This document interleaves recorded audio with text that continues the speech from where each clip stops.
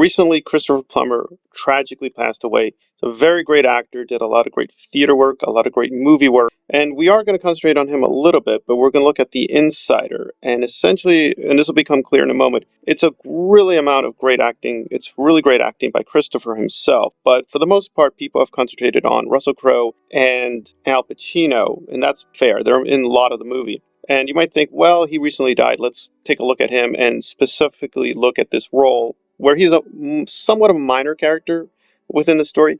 I don't think so. I think looking at this from a Kubrickian lens, actually, this is his story, and actually, he is the main character. But we're going to get into that. So, what is the essential story of The Insider? Essentially, it's about someone who was inside the tobacco companies, and he's a researcher, and he has a lot of big revelations, which he wants to reveal on 60 Minutes. And a lot of this story, at least in the first half, is Al Pacino trying to convince the Russell Crowe character, who is essentially a teacher at this point, right? He's out of the business. He actually had to sign a form saying he would not disclose anything. And to convince him that, again, this is 1990s, the tobacco companies are claiming there's nothing addictive in their cigarettes. And everyone knows it's a lie, right? But officially, no one has spoken out against them. So they've all been on record saying there's nothing addictive about these cigarettes. But the Russell Crowe character knows differently. And if he can come forward, this would be a huge shock and would really change public opinion on this issue. So the Al Pacino character, just for the first half, tries to convince him to go on 60 Minutes. And he does. He finally does the interview. It's a really great interview. And again, Mike Wallace is conducting it. And Russell Crowe's acting is amazing in terms of how he, verbalizes and does his bodily movements to show that how addictive the cigarettes were and how he personally made sure that these would basically be very addictive products. But then the real story comes in because the story gets buried. Essentially, the corporate management tells them, this is not a good story. We need to, basically destroy the story.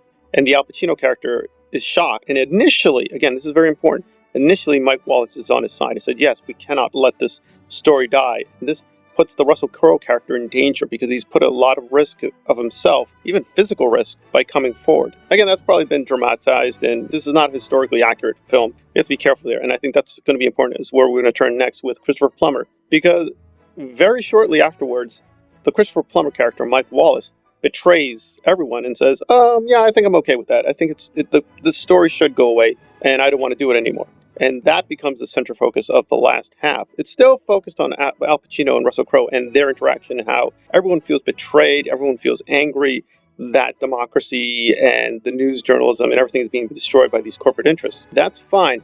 And that's how most movie viewers have seen it. It's basically the Al Pacino, Russell Crowe movie. And that's perfectly fair. Those are great performances. I'm not denying they're great performances. But I think if you look at the scenes carefully and you do look back at the story, you look at the scenes again from another perspective, that's not what Michael Mann, I think, is trying to look at. It's not really the corruption of journalism through the Russell Crowe character. It's the corruption of journalism through the Mike Wallace character, played by Plummer. And this is clearly one of his finest roles. I mean, if you ever who is this Christopher Plummer? And what has he done? Just give him this, and you'll see this. Because then the acting here is very understated. It's very modulated. He does do a few great confrontational scenes, and those are amazing, where he blows up and screams. But it's even in those quiet moments that's, I think, where the real character comes across, because it didn't just happen. This corruption of him is very slow, and we have to infer a lot. But we do see this great little sequence of 60 Minutes essentially being led into Iran and them interviewing the Ayatollah. And this really happened. Mike Wallace did have an interview with the Ayatollah. And then we see this very gradual change where once upon a time he cared about the story and only the story. And I'm not taking too much away from Mike Wallace. He did a lot of incredible work. He did a lot of amazing interviews with Malcolm X, Ayn Rand, William Pierce. So I'm not denying. But I think the story of The Insider is how even this one great journalist basically becomes corrupted. It's unclear what the process of corruption is. It's not a simple one of money or celebrity, because he, as he says, he doesn't really need that. What he's concerned with is his legacy. So it's his ego. That's what's destroying the news industry, right? It's not just these corporate interests. Those are very powerful and very disturbing. But I think what Mann is saying is it's this personal corruption. He's unapologetic about it. He actually defends it, saying, well, what do you expect me to do? Do you expect me to just throw my career away? Why? Why would I do that? Over who? What? This? This doesn't matter. This doesn't matter to us. And there's this great sequence, which I'm not going to spoil, where Al Pacino and him have this confrontation. And it's done totally over the phone. It's a very small sequence, but it's extremely devastating, where it seems like he's redeemed himself, but he hasn't. And you can see from the expression of Al Pacino, who does a lot of great acting as well, that he didn't get it.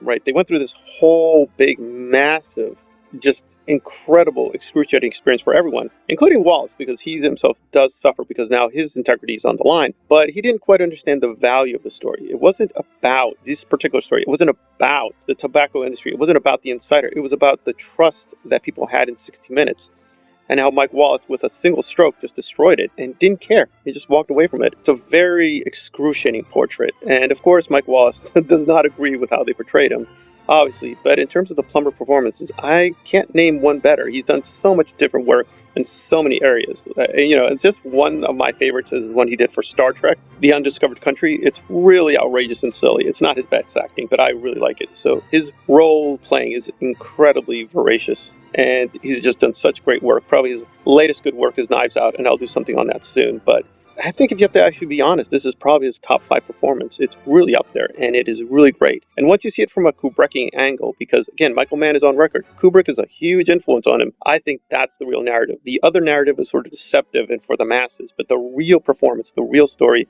is the Mike Wallace story that Christopher Plummer, I think, did an amazing job of giving to us. All right. This has been Partially Examined Kubrick on one of Christopher Plummer's final and perhaps one of his greatest performances on film. Thanks for listening.